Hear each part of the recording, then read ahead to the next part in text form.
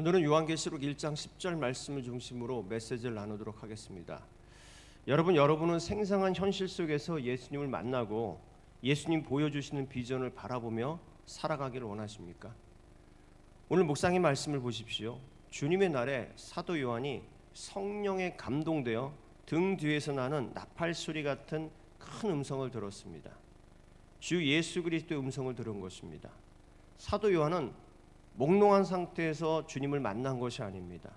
성령에 감동되어 생생한 현실 속에서 주 예수 그리스도를 만났다는 것입니다.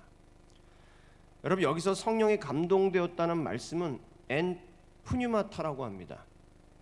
이 말씀은 성령 안에서라고 하는 말씀과 동일한 말씀입니다. 그러니까 사도 요한은 성령 안에서 예수님을 만났다는 것입니다.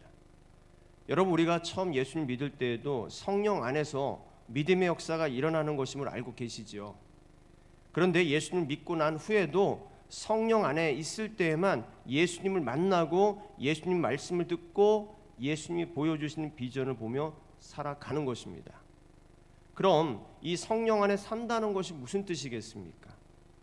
여러분, 말장난처럼 들리실지 모르겠지만 예수님을 믿는 것이 성령 안에 사는 것입니다. 성령 안에 있을 때 또한 예수님 믿고 만납니다. 그러니까 예수님을 믿을 때 성령 안에 살아가는 것이고 성령 안에 있을 때 예수님 믿고 살게 된다는 것입니다.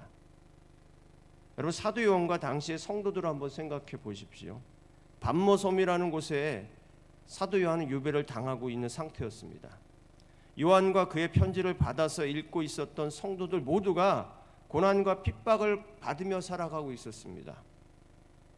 미래를 생각하면 막막하고 답답한 현실만 보이는 상황에 놓여 있었던 것입니다. 그런데 요한은 주 예수 그리스도를 믿는 믿음의 삶을 결코 포기하지 않았습니다. 예수님을 믿는 믿음보다 큰 절망과 두려움은 있을 수 없다라고 하는 믿음을 가지고 살고 있었다는 것입니다. 오직 예수가 생명이며 진리였습니다.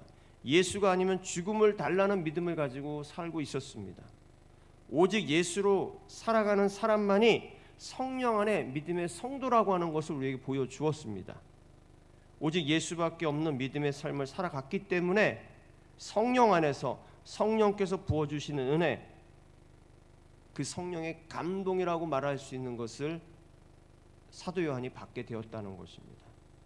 이 성령의 감동을 받아서 희망과 위로, 심판과 구원의 역사가 펼쳐지는 계시를 듣고 보고 경험하게 되었던 것입니다. 이 땅의 고난 가운데 살지만 이미 천상의 세계에서 승리하며 하늘 백성이 된 놀라운 은혜를 체험할 수 있었다는 것입니다. 여러분, 오늘 힘드십니까? 아프고 고달픈 현실 때문에 막막하십니까? 여러분, 성령 안에서 오직 예수를 바라보시길 바랍니다. 예수 그리스도 안에서 성령의 충만한 그 은혜 가운데 살아가시기를 바랍니다. 그러면 성령의 감동으로 절망과 고난을 이기고 승리하는 비전을 하나님께서 여러분 가운데 보여주실 것입니다.